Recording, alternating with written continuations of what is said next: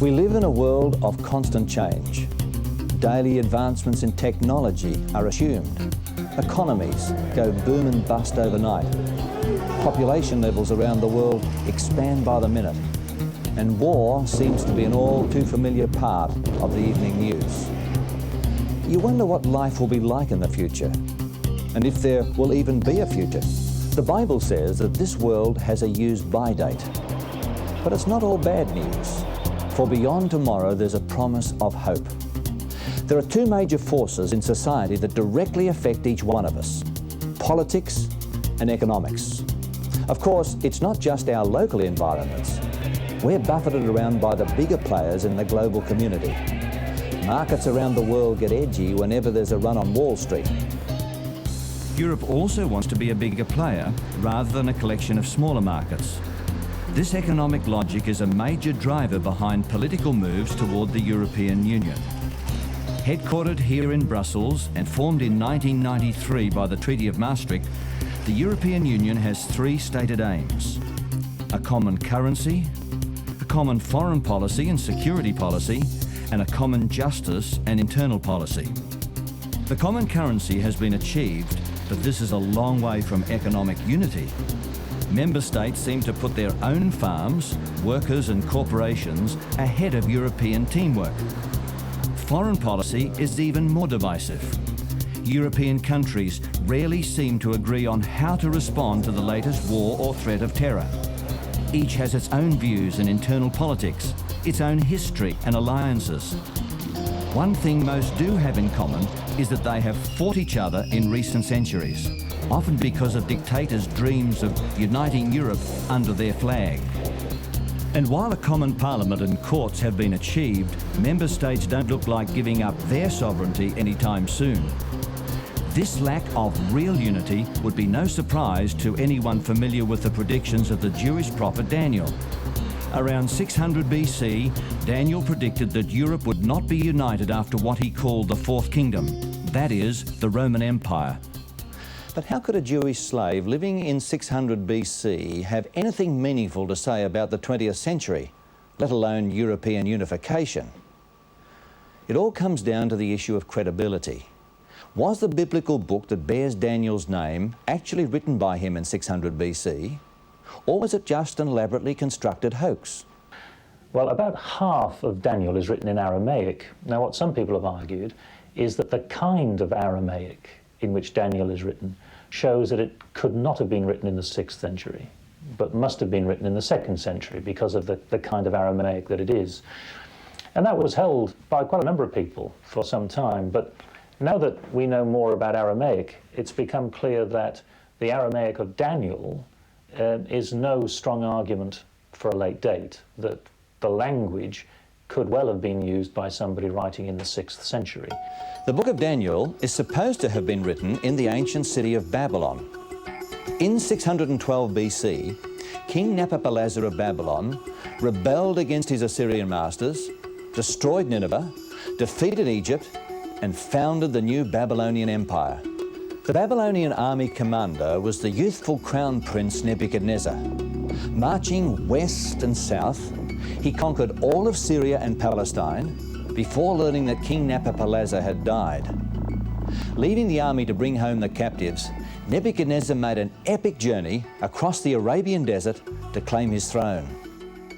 The young King Nebuchadnezzar attacked Jerusalem in 605 BC. Thousands of Jews were taken hostage and deported to Babylon, some 2,000 kilometers to the east. Daniel was one of them. We have the so-called Babylonian Chronicle. This is an account of Nebuchadnezzar's campaigns towards the west. We know of several campaigns of Nebuchadnezzar towards the west. The first one in 605, but he did not accomplish much at that time because his father had died and he had to move back in order to receive the kingdom. But after that, he returned, and it was apparently at that time that he first had contact with Jerusalem, and that Daniel and his friends might have been taken to Babylon. But then he returned in 597 and 596, and then the Babylonian Chronicle breaks off. We don't have the account of the actual destruction of the city of Jerusalem in 587. We have only there the biblical record. Daniel started out in Babylon as a slave, but soon began his climb up the ladder in the civil service. He eventually reached the position of personal advisor to the king. But what really caught Nebuchadnezzar's attention involved a strange sequence of events. In the second year of his reign, Nebuchadnezzar had dreams. His mind was troubled and he could not sleep. So the king summoned the magicians, enchanters, sorcerers, and astrologers to tell him what he had dreamed. When they came in and stood before the king, he said to them, "I have had a dream that troubles me, and I want to know what it means." The court astrologers were accustomed to standing by the royal bedside to tell the king whether he was going to have a good or a bad day. But on this occasion, the wise men had nothing to go on, so they begged the king for more information. The king demanded that the astrologers tell him both his dream and its meaning, but of course they couldn't. So he ordered that all the phony wise men be executed. Daniel, who was one of them, heard about what had happened and asked the king if he could have a little more time. He knew he couldn't solve this problem on his own. Then Daniel went to his house and made the decision known to Hananiah, Mishael, and Azariah, his companions, that they might seek mercies from the God of heaven concerning this secret, so that Daniel and his companions might not perish with the rest of the wise men of Babylon. Daniel knew God would be interested in the problem and that there is no crisis that he can't solve. That night, God revealed to Daniel the same dream the king had, as well as its meaning. Next morning, Daniel hurried to tell the king. He did not hold back on the source of his information. "O king, there is a God in heaven," he began, and then described what he had seen. King Nebuchadnezzar immediately recognized the dream. He had seen a multi-metal statue of a man. The head of the statue was made of pure gold, its chest and arms of silver, its belly and thighs of bronze, its legs of iron, its feet partly of iron and partly of baked clay. Daniel explained that God had given this dream to the king to reveal the future. Like any monarch, Nebuchadnezzar wanted his empire to last forever and his family to rule over Babylon for eternity. So he was delighted to hear Daniel say that the head of gold represented himself. You are that head of gold. From the monuments and inscriptions which archaeologists have discovered, the ancient people of Babylon not only had an antiquity rivaling that of ancient Egypt, but extended over Palestine, Armenia, Elam, and even to Arabia. And the city of Babylon was magnificent. Today we know that the outer wall was 27 kilometers large, about 16 to 18 miles, and the top was wide enough to have chariots driving around on top of the city, so to speak. And of course there were Ishtar gates, one Ishtar gate actually, the processional way from which the king moved to the temple. We have about 53 temples in Babylon, channels, parks, palaces, and the well-known gardens of Semiramis.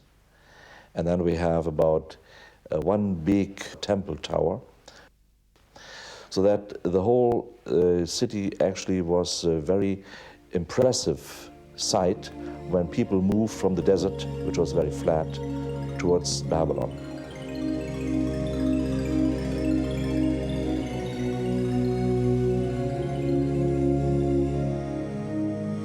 Naturally, the king was disappointed to learn that his kingdom would not last forever.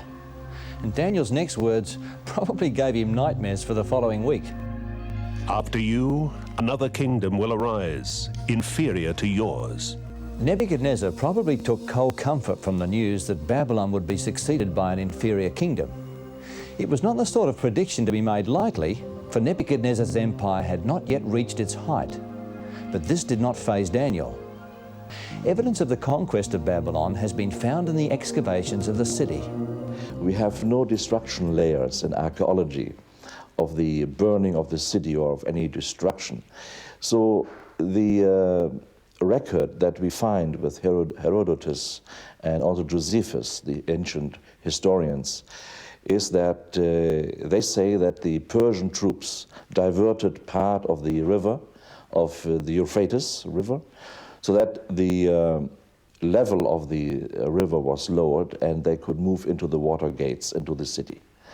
And this apparently might have happened because there is no destruction of the city. And when Cyrus moved in, he did not destroy the city. In fact, he kept up all the important palaces and buildings in order to use them. Daniel's prophecy proved correct. The next world empire belonged to the Medes and Persians, represented by the breasts and arms of silver. Medo-Persia ruled over 127 provinces. Its capital was at Persepolis, a treasure city in the Persian desert built by King Darius. The palace was entered via a grand stairway. At the top of the stairs is the platform on which the palace was built. The entry through the gateway of all nations was guarded by 15-metre high winged bulls. Built on a large platform at the base of a mountain, the palace was the treasure house of ancient Persia. Persia was a kingdom of silver. Never as powerful as Babylon, the Persians used silver as a medium of exchange. And during their rule, silver was first minted into coins. But the Medo-Persian kingdom wouldn't last either. Next, a third kingdom, one of bronze, will rule over the whole earth. History has also proved this prediction accurate. The conquest of Alexander the Great established a Greek empire that covered the then known world. Well, of course, Alexander was a terrifically brilliant fellow. He won all his battles. He was personally very brave. Once, when his men were having trouble getting over a city wall, they had the ladder up and they couldn't get down inside, and he was impatient with them. He climbed up the ladder himself, though he was their top general, and said, "Come on, men, let's get on with it." He jumped off the wall inside the building and was immediately overpowered. He had his back to the wall, was fighting bravely, and he was wounded. But now his men who were battering at the city gates get the word that their leader is in there. His life is at stake. And they battered down those walls now with zeal and got in there and rescued their general. Alexander became king at the age of 20 and inherited a united Greek kingdom. It included Athens, the cultural and spiritual home for the Greeks. On the Acropolis in the centre of the city were the temples. The Parthenon was built of marble, using optical illusions to produce its perfect proportions. The temple honoured Athena, the goddess of war and patron goddess of the city. Below the Acropolis was the Agora, the central business district of Athens. Corinth was another important city-state, situated on a narrow neck of land connecting the Peloponnese Peninsula to the mainland. Ships unloaded their cargoes to be carried overland and reloaded on the other side in order to avoid the dangerous sea voyage around the peninsula. Corinth's centre of worship was the temple of Apollo, the sun god.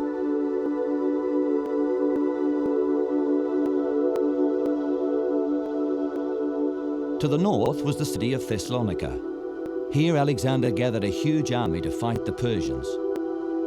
He assembled philosophers, geographers, scientists and diplomats to accompany his army and set out on his epic journey of conquest.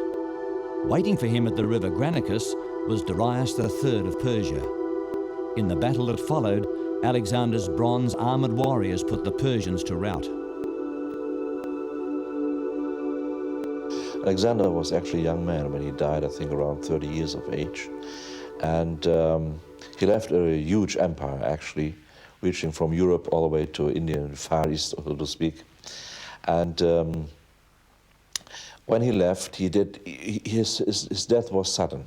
We don't know whether he was murdered or whether he died by a malaria type of disease, but he had no successor.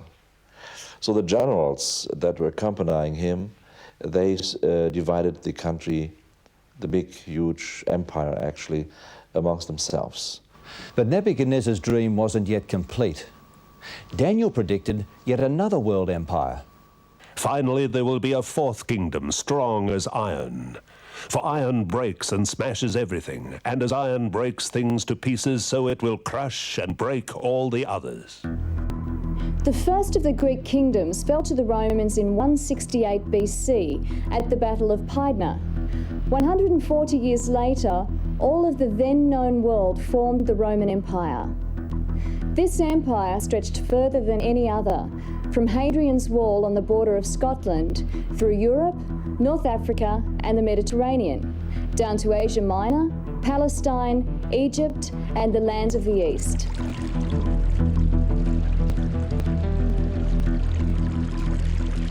It lasted longer than all the previous world empires before it, until about 476 AD. All roads led to Rome, the capital. From the time of Julius Caesar, the heart of the city was the Forum. Here was the Temple of Saturn and the Curia where the Roman Senate met. Through the Forum ran the Sacred Way, down which conquering emperors and generals rode in triumph.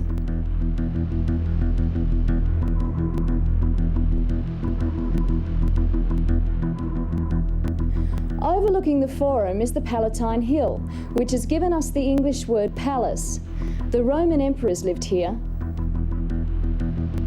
During the reign of Augustus Caesar, Jesus was born in Bethlehem. Tiberius, the next emperor, appointed Pontius Pilate as the governor in Jerusalem at the time of Jesus' death.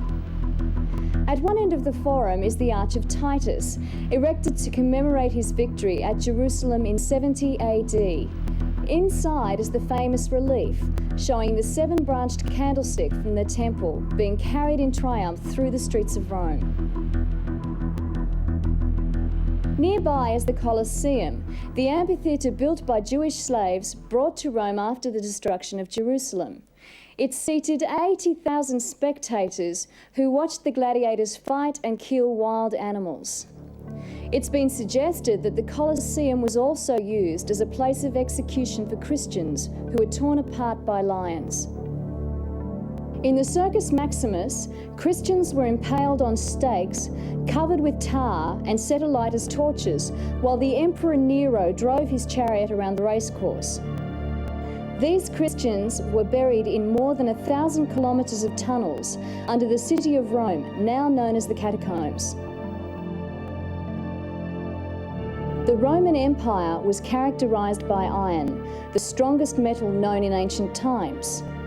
Unlike the previous empires, Rome was not overrun by another one. Instead, it was divided into many small countries. Whereas you saw the feet and toes partly of potter's clay and partly of iron, the kingdom shall be divided.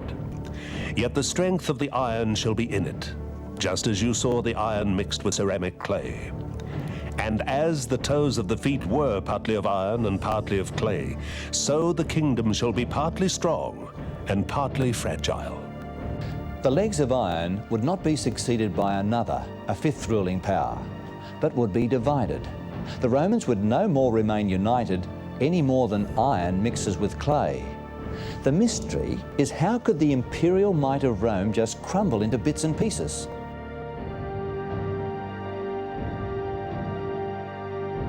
Rome fell apart when its work ethic was lost, and crime, immorality and corruption became the norm.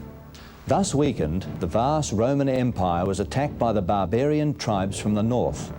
Attila the Hun and others led raids that splintered the Roman Empire. Eventually, Rome was divided up into independent kingdoms that later became the nations of Europe. 10 major tribes, in addition to much smaller groups, carved up Europe exactly as Bible prophecy had said would happen. To this day, these nations have remained divided, separate, but adjacent, just like the toes of the foot. Let's look at the toes of Nebuchadnezzar's image representing divided Europe. The Roman Empire was divided between 351 and 476 AD as the barbarian tribes invaded. As you saw iron mixed with ceramic clay, they will mingle with the seed of men. But they will not adhere to one another, just as iron does not mix with clay. When you get the fall of the Roman Empire, there's another power, really, the papal power, which is able to move in because civil governments collapse there. Then you get the first attempt, I suppose, to reunite East and West from the barbarians with Justinian coming over from Constantinople, but that doesn't last long. Then I suppose you come to the Charles V, who's looked upon as the one who sought to unite Europe. And you don't get very much attempt at unification again until you come to Napoleon. He is able to spread himself right from the English Channel to Moscow at one time. But of course, after Waterloo, the old rulers are put back on their thrones and Napoleon's work collapses completely. Then I suppose the last of them was Adolf Hitler, who dreamed of the Third Reich that will last 1,000 years. He may have been thinking of the millennium, if you like. It lasted, in fact, from 1933 to 45. Once again, history had confirmed Daniel's dream. The League of Nations had failed to end all wars, and now the United Nations was formed.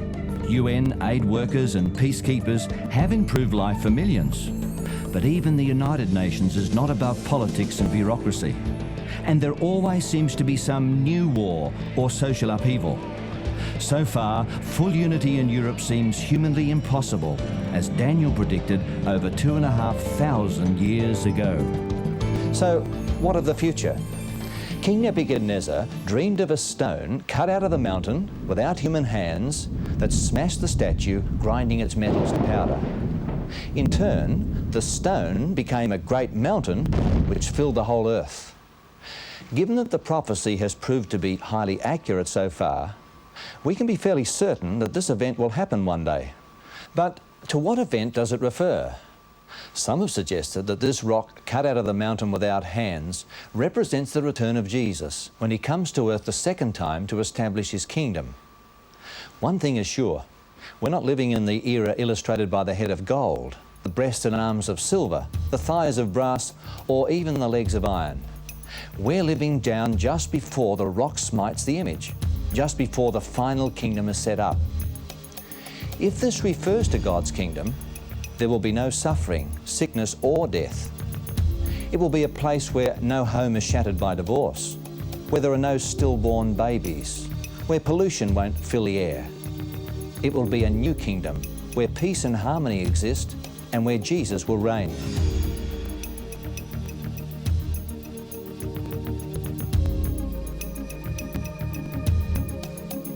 For the Lord himself will descend from heaven with a shout, with the voice of an archangel and with the trumpet of God. And the dead in Christ will rise first. Then we who are alive and remain shall be caught up together with them in the clouds to meet the Lord in the air. And thus we shall always be with the Lord. How do we prepare for that coming? Being ready means having a relationship with God now, by trusting his power to solve the problems of this world, past, present, and future. In many ways, our relationship with God is similar to a marriage relationship. A man and a woman commit themselves to each other without condition. They don't know what the future holds for them, but they love each other and they trust each other.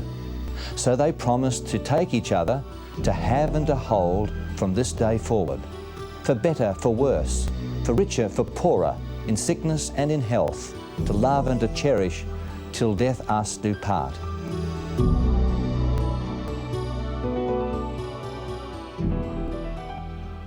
If humans can place such trust in other humans, how much more reasonable is it to commit to the Creator of this world and the one who will someday renew it? You know, history is not merely the record of the rise and fall of nations. God has always been and remains in control, and he invites all to be ready to become part of his kingdom. The Bible tells us of a time where the heavens will be ablaze with the glory of his second coming to this earth. 10,000 times 10,000 angels will accompany him. Jesus will embrace each one of us, take us by the hand and say, "Welcome home." Now, that's what I call hope.